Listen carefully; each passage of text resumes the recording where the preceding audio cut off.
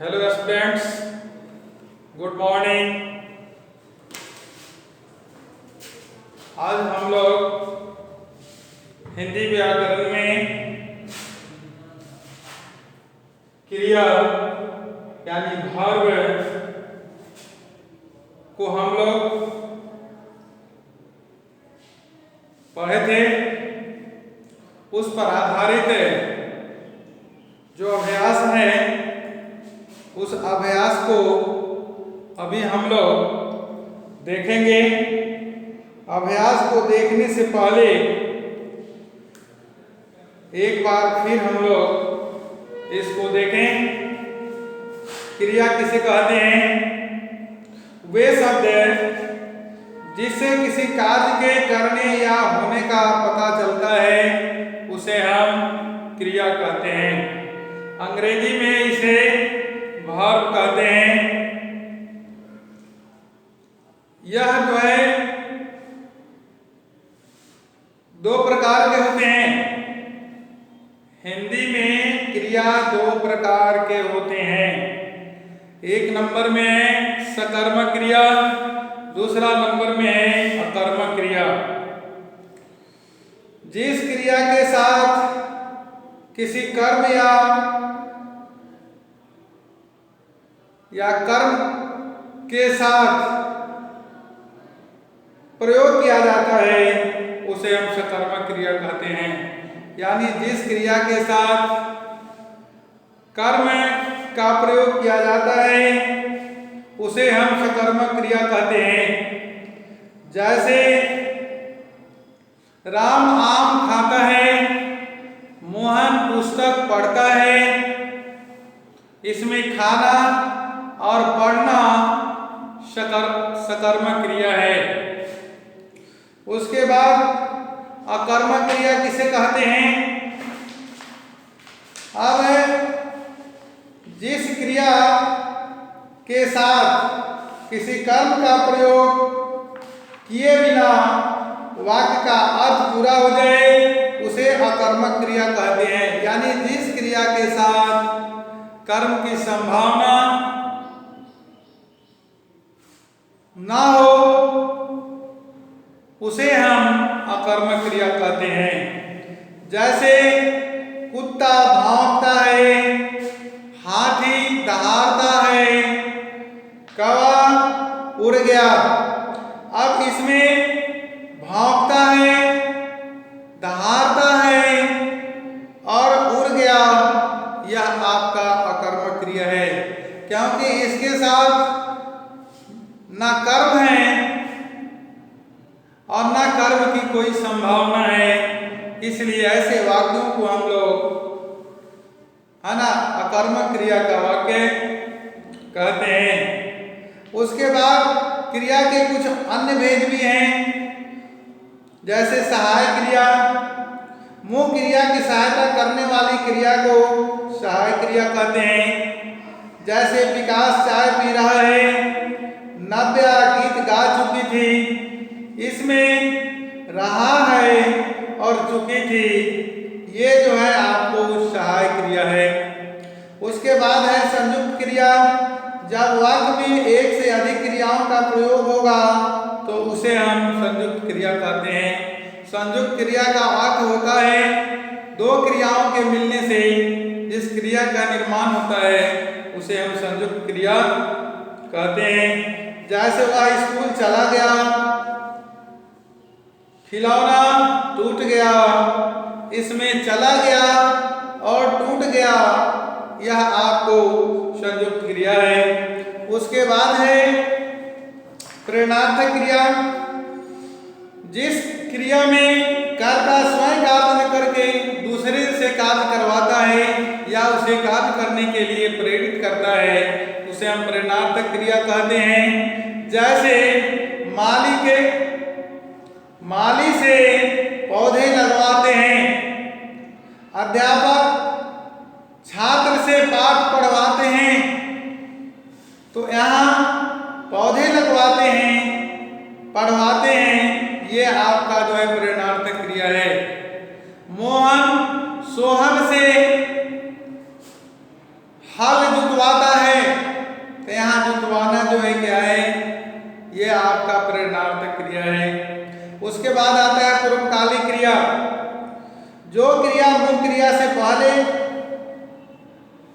समाप्त हो चुकी होती है उसे हम पूर्वकालिक क्रिया कहते हैं। जैसे फूलदान गिर कर टूट गया, बादल बरस कर चले गए।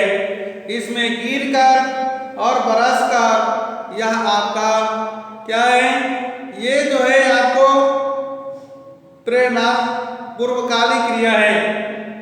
अब पूर्वकालिक क्रिया की पहचान यही है कि उसमें कर लगा हुआ रहता है। जैसे पढ़कर, सोकर, स्नान कर, खाकर, जाकर, नहाकर, ये सभी जो क्रियाएं हैं ये आपको जो है पूर्वकालिक क्रिया है। उसके बाद है द्विकर्मक क्रिया। जिस कर्म के साथ दो कर्म होते हैं उसे हम द्विकर्मक क्रिया कहते हैं। जैसे माँ ने बच्चे को दूध पिलाया, नेहा ने स्नेहा को मिठाई खिलाई।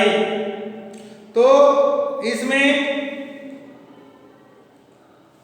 अब स्नेहा और मिठाई ये जो है दो कर्म हैं।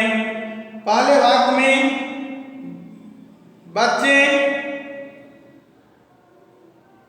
को दूध पिलाया, तो इसमें बच्चे और दूध जो है क्या है, द्विकर्मक क्रिया है। जैसे फिर एक बार देख लें, माँ ने बच्चे को दूध पिलाया, इसमें बच्चे को दूध है पिलाया, मतलब क्या, बच्चे और दूध ये दो कर्म हैं, इसलिए इसे हम क्या कहते हैं, द्विकर्मक क्रिया कहते हैं। अब इस पर आधारित हम इसका अभ्यास देखें। क्रिया किसे कहते हैं? पहला सवाल है, जिस शब्द से किसी काम के करने या होने का बोध हो उसे हम क्रिया कहते हैं। जैसे पढ़ना, लिखना, सोना, जागना इत्यादि। अकर्मक क्रिया किसे कहते हैं? जिस क्रिया के साथ कोई कर्म नहीं होता है या उसे कर्म होने की संभावना नहीं होती है उसे हम अकर्मक क्रिया कहते हैं। जैसे कुत्ता भौंकता है, शेर दहाड़ता है आदि। सकर्मक क्रिया जिसके साथ कर्म की कोई संभावना होती है उसे हम सकर्मक क्रिया कहते हैं। जैसे मोहन आम खाता है, सोहन पुस्तक पढ़ता है इत्यादि। अब हम लोग इसमें अभ्यास में दूसरा का क देखें। क में पहला नंबर होगा सकर्मक, ख में होगा आपको सकर्मक, ग नंबर में होगा अकर्मक, घ नंबर में होगा अकर्मक,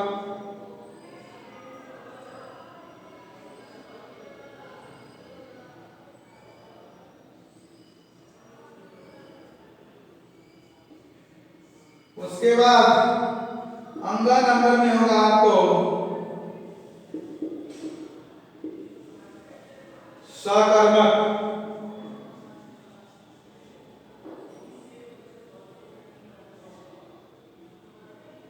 अब तीसरा नंबर का क में हम देखेंगे।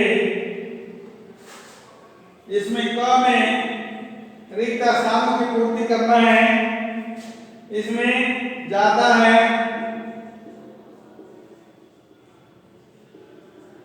ख नंबर में हो जाएगा खाए, ग नंबर में हो जाएगा देती है, घ नंबर में माना जाएगा उप जाता है।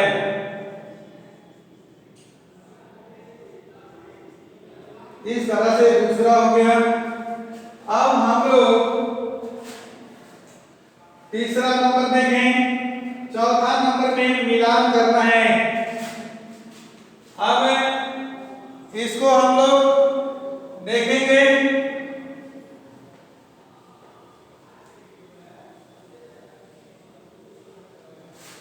नंबर 4 में 4 के क में बच्चे फुटबॉल खेलते हैं।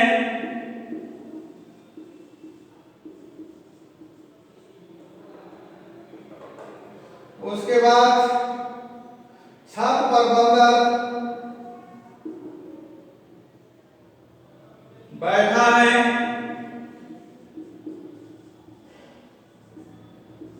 ग नंबर में है पिताजी अखबार पढ़ रहे हैं।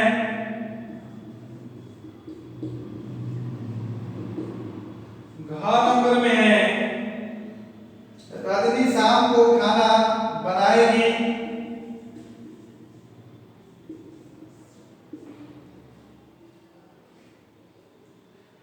और अंग नंबर में है आज साहिल कनाडा पहुंच जाएगा।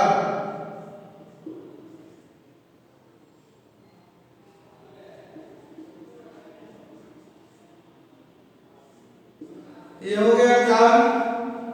5 नंबर में है दिए गए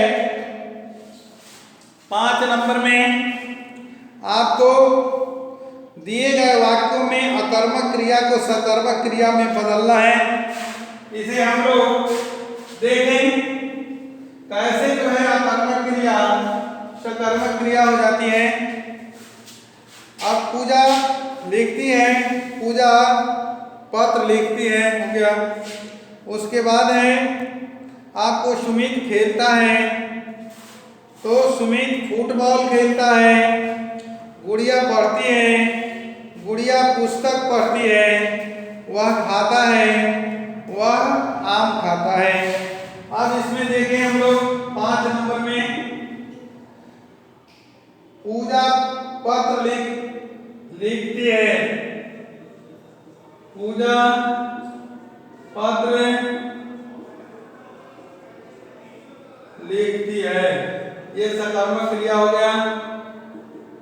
ख नंबर में आपको सुमित खेलता है या कर्मक है लेकिन सुमित है।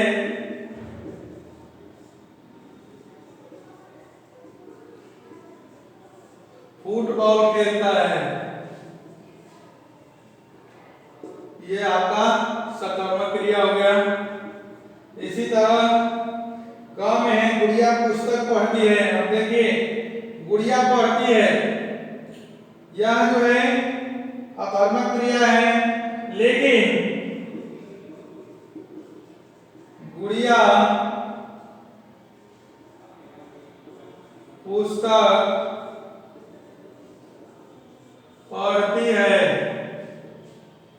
यह सकर्मक क्रिया हो गया। अब घ नंबर में है वह खाता है, वह आम खाता है। तब यहाँ आम जो है सकर्मक क्रिया हो गया, इसमें फुटबॉल है, इसमें पत्र हो गया। अब 6 नंबर में हम लोग देखेंगे क्रिया के कितने भेद हैं। क्रिया के जो है 2 भेद हैं।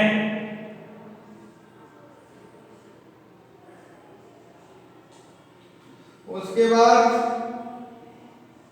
ख नंबर में सकर्मक क्रिया में वाक्यों में क्या होता है,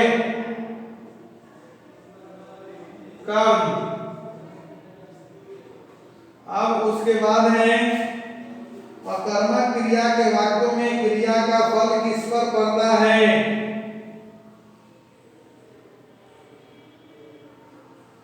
ग नंबर में कर्ता पर।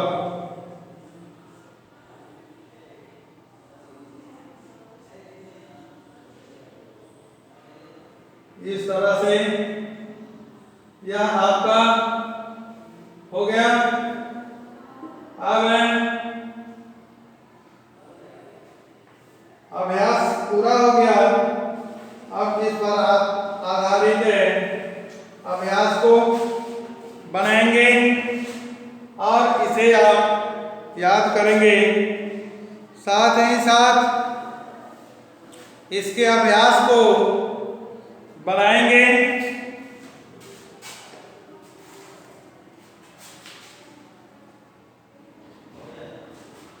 अब हम लोग इस प्रकार क्रिया को समझ गए। देखिए कि कहाँ कैसे जो है बनाना है, क्या पढ़ना है। अब इसके एक चीज को और हम समझ लें कि धातु किसे कहते हैं। तो क्रिया के मूल रूप को धातु कहते हैं। जैसे पढ़ना, अब इसमें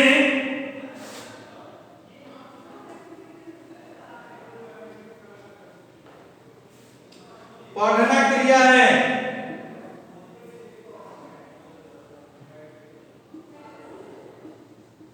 पढ़ना क्रिया में पठ धातु है। इसी तरह लिखना क्रिया है, में लिख है, लिख धातु है। इसी तरह से खेलना क्रिया में खेल है, या आपको क्या है, ये धातु है। क्रिया के मूल रूप को हम लोग क्या कहते हैं, धातु कहते हैं। तो जितने हिंदी शब्दों के अंत में ना लगा हुआ है उसे हम क्रिया समझते हैं। जैसे पढ़ना, लिखना, उठना, बैठना, जागना, सोना, खाना, नहाना इत्यादि। यानी कहने का मतलब यह है कि ना प्रत्यय जब हम हटा देते हैं तो क्रिया का जो है मूल रूप आ जाता है, यानी वह जो है धातु बन जाता है। जैसे आप यहाँ देख लिए, पढ़ना में पढ़, लिखना में लिख, खेलना में खेल। तो ये हो गया आपका अभ्यास। आप इसे घर पर जो है बनाएंगे। आप घर पर रहें, सुरक्षित रहें और ऑनलाइन अध्ययन करते रहें।